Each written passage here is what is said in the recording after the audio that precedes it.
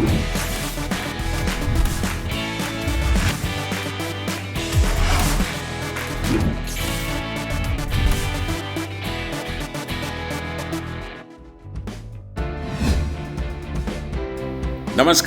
खेलों में खास में मैं हूं संजय बैनर्जी। आप सभी का स्वागत। एक नजर सुर्खियों पर। मुंबई इंडियंस ने कोलकाता को रौंदा, फिर पहुंचे टॉप पर। आज डबल हेडर, रॉयल्स और आरसीबी, दिल्ली और चेन्नई का मुकाबला। दिनेश कार्तिक नाइट राइडर्स की कप्तानी से हटे। मोहम्मडन स्पोर्टिंग ने आई लीग के लिए क्वालिफाई किया और किदांबी श्रीकांत डेनमार्क ओपन के क्वार्टर फाइनल में पहुंचे। एक अनुरोध, अगर आपको हमारे वीडियोस पसंद हैं तो कृपया इन्हें लाइक करें और सब्सक्राइब करें। आपका सहयोग ही हमारी मजबूती है। मुंबई इंडियंस ने कोलकाता नाइट राइडर्स को एक तरफा मुकाबले में 8 विकेट से हरा दिया। अबू धाबी में खेले गए मैच में केकेआर के लिए नए कप्तान ओवेन मॉर्गन ने टॉस जीतकर पहले बल्लेबाजी की। निर्धारित 20 ओवर में 5 विकेट पर 148 रन बनाए। कोलकाता की शुरुआत खराब रही और उसने 5 विकेट सिर्फ 62 के स्कोर पर गंवा दिए। त्रिपाठी 7, राणा 5, शुभमन गिल 21, दिनेश कार्तिक 4 और रसेल 12 रन बनाकर आउट हुए। लेकिन उसके बाद कप्तान ओवेन मॉर्गन और पैट कमिंस ने छठे विकेट के लिए नाबाद 87 रन की साझेदारी की। पैट कमिंस ने 53 और मॉर्गन ने 39 रन बनाए। राहुल चहर ने सिर्फ 18 रन देकर 2 विकेट लिए। बुमराह और पंड्या ने भी किफायती गेंदबाजी की। हालांकि कुल्टर नाइल ने 4 ओवर में 51 रन दिए। मुंबई को जीत के लिए 149 रन बनाने थे। कप्तान रोहित शर्मा ने क्विंटन डे कॉक के साथ पारी की शुरुआत की और कोलकाता के गेंदबाजों को पूरी तरह असरहीन बना दिया। दोनों ने पहले विकेट के लिए 94 रन जोड़े। रोहित शर्मा 35 रन बनाकर आउट हुए। सूर्य कुमार यादव ने सिर्फ 10 रन बनाए। क्विंटन डी कॉक अंत तक 78 के स्कोर पर नॉट आउट रहे। मुंबई ने जीत का लक्ष्य 19 गेंद और 8 विकेट बाकी रहते पूरा कर लिया। Former test player Ashok Malhotra इस समय हमारे साथ मौजूद हैं। अशोक जी, मुंबई इंडियंस ने जिस स्टाइल के साथ कोलकाता नाइट राइडर्स को पराजित किया है वो बताता है कि इस बार वो खिताब का प्रबल दावेदार है और कोलकाता का इस तरह से हारना शायद ये बताता है कि वो जो नॉकआउट स्टेज है वहां तक नहीं पहुंच पाएंगे। देखिए, मुंबई इंडियंस ने बिल्कुल दर्शाया कि वो आईपीएल जीतने के प्रबल दावेदार हैं। सबसे मजबूत टीम दिखाई दे रही है और चूंकि सर्वगुण संपन्न टीम है और उनके पास एक मैच विनर नहीं, उनके पास 11 मैच विनर, जिसके चलते वो बड़ी आसानी से आज उन्होंने बिल्कुल आउट क्लास किया केकेआर को। ऐसा बताया कि कहाँ राजा भोज और कहाँ गंगू तेली। केकेआर की अवस्था गंगू तेली जैसी कर दी है मुंबई इंडियंस ने। और जहां तक केकेआर का सवाल, उनकी बल्लेबाजी बिल्कुल नहीं चलेगी। जब बल्लेबाजी नहीं चलेगी, आप रन बोर्ड पे नहीं लगाएंगे तो फिर निराशाजनक। अगर आप पैट कमिंस पे निर्भर करने वाले हैं तो फिर मेरे को नहीं लगता कि आपकी जीतने की संभावना। हालांकि कोलकाता नाइट राइडर्स चौथे नंबर पर जरूर है। अभी भी अगर उनकी बल्लेबाजी चल निकलती है, सबसे पहले आपकी प्रारंभिक जोड़ी को कुछ करना होगा। शुभमन गिल को शायद बेहतर खेलना होगा। हम बार बार शुभमन गिल की बात करते हैं और मेरे को ऐसा लगता है कि वो 2020 के खिलाड़ी दिखाई नहीं दे रहे।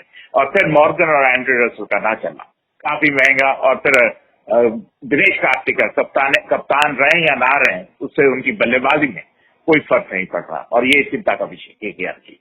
अशोक जी, दिनेश कार्तिक ने कप्तानी इसलिए छोड़ी कि वो बल्लेबाजी पर कंसंट्रेट करना चाहते हैं, लेकिन एक बल्लेबाज के तौर पर क्या टीम में बने रहने लायक परफॉर्मेंस वो दे रहे हैं?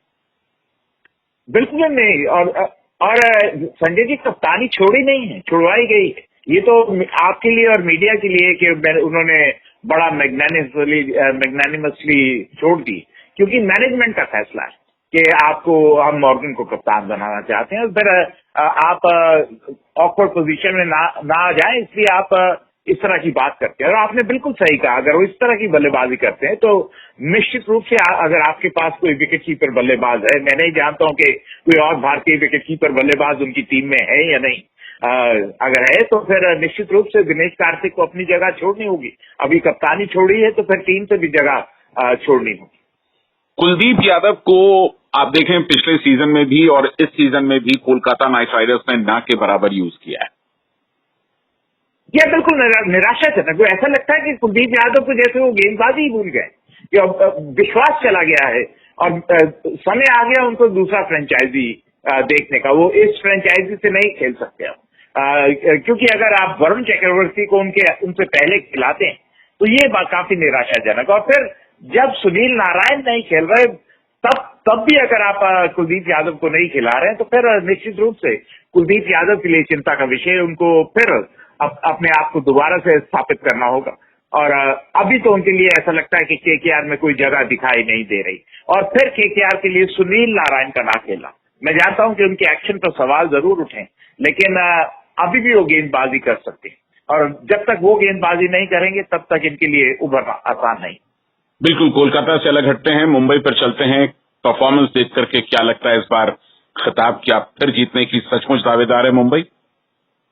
निश्चित रूप से संजय जी, बिकॉज उनके पास कमाल की ओपनिंग जोड़ी है, रोहित शर्मा, डिकॉक, फिर 3 नंबर पर सूर्य कुमार यादव अपना जलवा बिखेर रहे हैं, 4 पे ईशान किशन, हार्दिक पांड्या ने जिस तरह आज बल्लेबाजी की दर्शाता है कि किस लय में दिखाई दे रहा है। पोलार्ड को ज्यादातर कुछ काफी 4-5 मैच सिर्फ 25 बॉल वो खेल पाए, और फिर उसके बाद कुणाल पांड्या, इतनी मजबूत बल्लेबाजी है। आखिरी 4 ओवर में 70-80 रन बना सकते हैं, पावर प्ले में 50-60 रन बना सकते हैं, और उनका मध्य क्रम बहुत मजबूत सबसे बड़ी बात है। और वो एक खिलाड़ी पर निर्भर नहीं करते, हर मैच का हीरो का नया होगा, चाहे गेंदबाजी में हो या बल्लेबाजी। दुबई में आज राजस्थान रॉयल्स का मुकाबला रॉयल चैलेंजर्स बेंगलोर के साथ होगा। राजस्थान अभी पॉइंट्स टेबल में 6वें स्थान पर हैं, जबकि बेंगलोर 3रे। रॉयल चैलेंजर्स के अब तक का आईपीएल में यह सबसे बेहतर प्रदर्शन है। आज की जीत उसे और मजबूत बना सकती है, जबकि राजस्थान की प्लेऑफ्स में पहुंचने की संभावना को आज की जीत कायम रख सकती है। नीति रावत की रिपोर्ट। दोनों ही टीम्स के नाम में रॉयल जुड़ा हुआ है, लेकिन मुकाबला रॉयल होगा या नहीं ये कह पाना मुश्किल है। दोनों राजस्थान रॉयल्स और रॉयल चैलेंजर्स बैंगलोर इस मैच में हार के साथ उतर रहे हैं। बैंगलोर को किंग्स 11 पंजाब ने आखिरी गेंद पर हराया तो रॉयल्स को दिल्ली कैपिटल्स ने 13 रन से पराजित किया था। इसे एक संयोग ही कहें कि लीग की सबसे फिसड्डी टीम पंजाब ने बैंगलोर को इसी सीजन एक नहीं दोनों मैच में हराया है। शायद क्रिकेट की अनिश्चितता को बयां करने के लिए ये काफी है। बैंगलोर के लिए एक सुकून की बात यह है कि टीम के कैप्टन विराट कोहली सही समय पे फॉर्म में लौट आए हैं। पिछली लगातार 5 पारियों में उन्होंने रन बनाए हैं, जबकि पहली 3 पारियों में वो कुल जमा 18 रन जोड़ सके थे। टीम का एक और खास बल्लेबाज एबी डिविलियर्स भी जबरदस्त फॉर्म में है। हालांकि पिछले मैच में वो सिर्फ 2 रन बनाकर आउट हुए थे। कैप्टन कोहली ने उनका बैटिंग ऑर्डर चेंज कर उनसे पहले वाशिंगटन सुंदर और शिवम दुबे को मौका दिया था, लेकिन शायद इस गलती को वो दोबारा नहीं करना चाहेंगे। बैंगलोर की बल्लेबाजी का तीसरा स्तंभ देवदत्त पडिक्कल है। इस युवा खिलाड़ी ने अपने पहले ही सीजन में जबरदस्त छाप छोड़ी है। इन 3 बल्लेबाजों के अलावा एरन फिंच ने भले ही अब तक मुख्य अभिनेता का किरदार न निभाया हो, लेकिन ठीक ठाक योगदान किया है। युजवेंद्र चहल और वाशिंगटन सुंदर टीम को गेंदबाजी में अच्छा विकल्प दे रहे हैं। युजवेंद्र ने सबसे ज्यादा 11 विकेट लिए हैं, लेकिन असली फर्क क्रिस मॉरिस के आने से पड़ा है। 5 विकेट उनके नाम है और इकोनॉमी 4.83 T20 क्रिकेट में ये बहुत मुश्किल काम है। वहीं दूसरी ओर राजस्थान रॉयल्स के पास बड़े नाम हैं, लेकिन शुरुआती दौर के अलावा बड़ा काम देखने को नहीं मिला है। Ben Stokes, Buttler, Smith, Sanju Samson, Robin Uthappa ये नाम ही ऐसे हैं जो किसी टीम की बल्लेबाजी की मजबूती को दर्शाते हों, लेकिन अफसोस अब तक सिर्फ 2 बल्लेबाजों ने 200 के आंकड़े को पार किया है। सैमसन के 227 रन हैं और टॉप बैट्समैन की लिस्ट में राहुल तेवतिया ने अपना नाम मजबूती से दर्ज कराया है। इसी तरह गेंदबाजी में जोफ्रा आर्चर ने 7 रन से कम की इकोनॉमी के साथ अब तक 12 विकेट लिए हैं, लेकिन बाकी बॉलर श्रेयस गोपाल, उनादकट, कार्तिक त्यागी और राहुल तेवतिया ने सिर्फ साइड रोल ही निभाया है। ऐसे में सब कुछ इस बात पर निर्भर करेगा कि राजस्थान के बल्लेबाज क्या टारगेट सेट कर पाते हैं। बॉलिंग की खामियों को कवर करने के लिए टारगेट बड़ा होना जरूरी है। स्पोर्ट्स जिंदगी के लिए आईपीएल अपडेट के साथ मैं नीति रावत।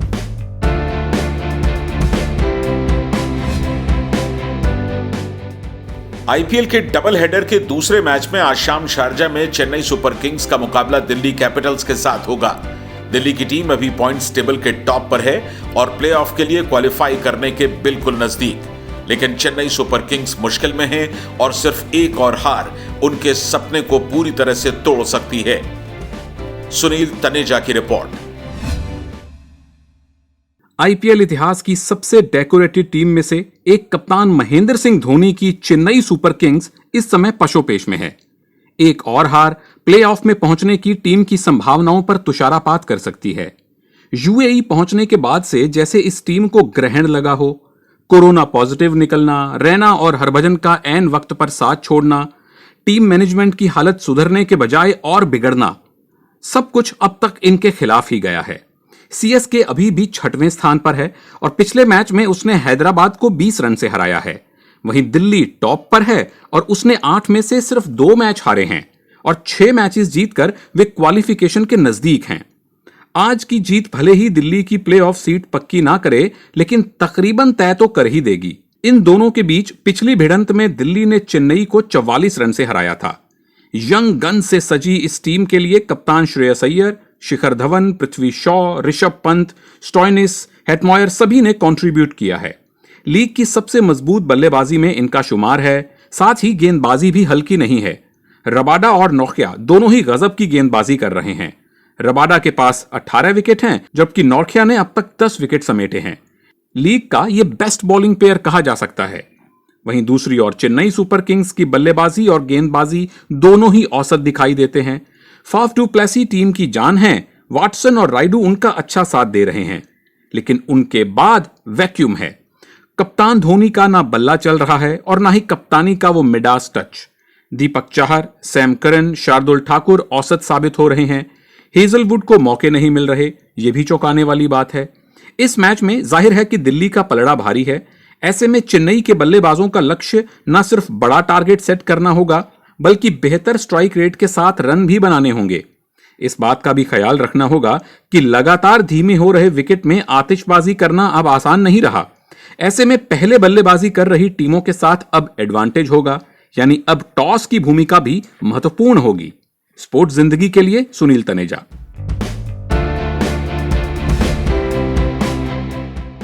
आज खेले जाने वाले डबल हेडर डे में दोनों मैचेस में कौन से आंकड़ों पर क्रिकेट प्रेमियों की निगाहें होंगी, स्टैट्स कॉर्नर में बता रहे हैं मोहम्मद इशाउद्दीन। आईपीएल में आज का पहला मैच रॉयल चैलेंजर्स बेंगलोर और राजस्थान रॉयल्स के बीच दुबई में खेला जाएगा। दुबई में दोनों टीमों के बीच पहली बार कोई मुकाबला होगा। कुल 21 मैचों में बेंगलोर ने 9 और राजस्थान ने 10 मैचों में जीत हासिल की है। 2 अन्य मैच बिना परिणाम के समाप्त हुए हैं।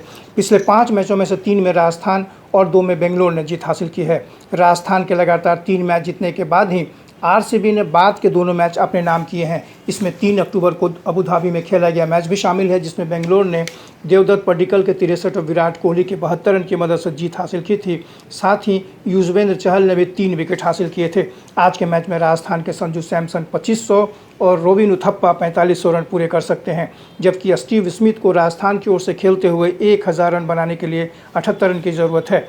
दूसरी ओर आरसीबी के आरोन फिंच के पास 2000 रन पूरे करने का मौका है, जबकि एवी डिविलियर्स बेंगलोर के लिए खेलते हुए 4000 रन पूरे कर सकते हैं। शारजाह में आज का दूसरा मैच दिल्ली कैपिटल्स और चेन्नई सुपर किंग्स के बीच होना है। दोनों के बीच अब तक हुए 22 मैचों में से 15 में चेन्नई और 7 में दिल्ली ने जीत हासिल की है। वैसे शारजाह में दोनों के बीच यह पहली भिड़ंत होगी। पिछले 6 मैचों में से 4 में सीएसके ने और 2 में दिल्ली ने जीत दर्ज की है। इस सीजन के पहले मैच में दिल्ली ने चेन्नई को पृथ्वी शॉ के 64 रन और रबाडा के 3 विकेट की बदौलत हराया था। एमएस धोनी चेन्नई की ओर से खेलते हुए 4000 और फाफ डू प्लेसिस 2000 रन पूरे कर सकते हैं, जबकि दिल्ली की कैगिसो रबाडा और हर्षल पटेल 50-50 विकेट का आंकड़ा छू सकते हैं। दिनेश कार्तिक कोलकाता नाइट राइडर्स की कप्तानी से हट गए हैं। उन्होंने कप्तानी ओवेन मॉर्गन को सौंप दी है। कार्तिक का कहना है कि अपनी बल्लेबाजी पर फोकस करने के लिए उन्होंने ऐसा किया।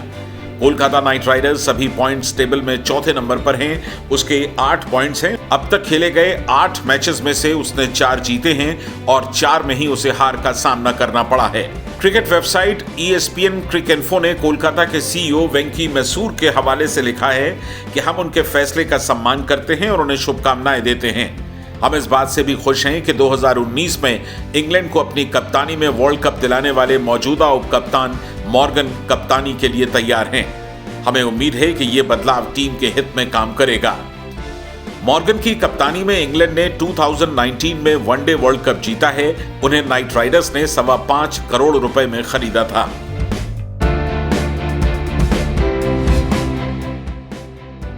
मोहम्मडन स्पोर्टिंग ने 7 साल के बाद आई लीग के लिए क्वालिफाई कर लिया है। मोहम्मडन स्पोर्टिंग ने भवानीपुर एफसी को 2-0 से हराकर लगातार तीसरी जीत दर्ज की। भवानीपुर के खिलाफ मोहम्मदन स्पोर्टिंग के लिए पहला गोल खेल के 27वें मिनट में माबिया ने किया, जबकि दूसरा गोल खेल के 67वें मिनट में सुपर सब गनी अहमद निगम ने दागा। मोहम्मदन स्पोर्टिंग ने अब तक खेले गए सभी तीनों मैचेस जीते हैं और पॉइंट्स टेबल में वो फर्स्ट पोजीशन पर हैं। उनका अभी एक मैच भी बाकी है। दूसरी ओर भवानीपुर के 3 मैचेस में 6 पॉइंट्स हैं। भवानीपुर का भी एक मैच बाकी है, लेकिन सोमवार को खेले जाने वाले इस अंतिम मैच में जीत के बावजूद भवानीपुर की टीम अब आई लीग के लिए इस बार क्वालिफाई नहीं कर सकेगी। भारतीय बैडमिंटन खिलाड़ी किदाम्बी श्रीकांत डेनमार्क ओपन के क्वार्टर फाइनल में पहुंच गए हैं। श्रीकांत का 7 महीने के बाद ये पहला टूर्नामेंट है। 5वीं सीड श्रीकांत ने कनाडा के जेसन एंथोनी होशिउ को 21-15, 21-14 से हरा दिया। श्रीकांत ने अनसीडेड जेसन को स्ट्रीट गेम में सिर्फ 33 मिनट में हराया। 27 साल के श्रीकांत क्वार्टर फाइनल में वर्ल्ड नंबर 2 चौ तियन चेन से भिड़ेंगे। ताइवान के तियन चेन ने आयरलैंड के नाहत गुएन को 21-8, 21-16 से मात दी। वहीं भारत के लक्ष्य सेन को डेनमार्क के हैंस क्रिस्टियन सोलबर्ग विटिंगसन ने 15-21, 21-7, 21-17 से हरा दिया। क्रिस्टियन ने लक्ष्य को 55 मिनट में मात दी। अब टूर्नामेंट में श्रीकांत के रूप में इकलौती भारतीय चुनौती कायम है। टोक्यो ओलंपिक के लिए क्वालिफाई कर चुकी बॉक्सर लोवलीना इटली दौरे पर जाने से पहले कोरोना पॉजिटिव पाई गई हैं। ओलंपिक की तैयारियों के लिए इटली जाने से पहले बृहस्पतिवार को कोविड टेस्ट किया गया, जो पॉजिटिव निकला। लोवलीना NIH पटियाला में कैंप पर थी, लेकिन कुछ दिन पहले वो छुट्टी पर गुवाहाटी गई थी और वहां से लौटने के बाद 11 अक्टूबर को पटियाला में उनका कोविड टेस्ट हुआ था, जिसकी रिपोर्ट नेगेटिव निकली। लेकिन बृहस्पतिवार को जब उनका एक बार फिर टेस्ट किया गया तो रिपोर्ट पॉजिटिव आई। फिलहाल उन्हें आइसोलेशन में रखा गया है।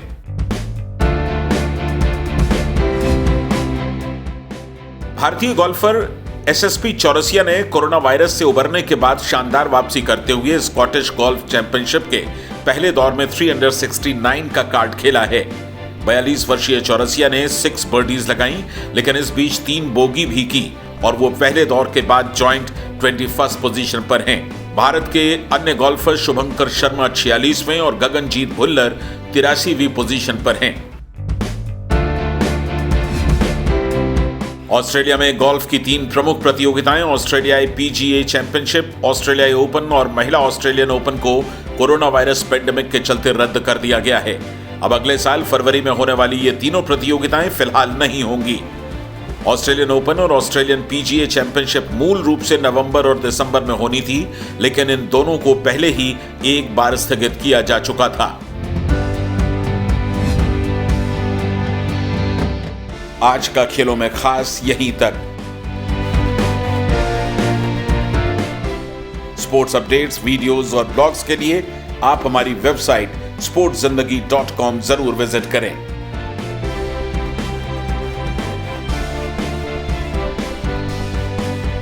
हमारी ईमेल आईडी है connect@sportszindagi.com। अपना ख्याल रखें और जुड़े रहें स्पोर्ट्स जिंदगी के साथ। नमस्कार।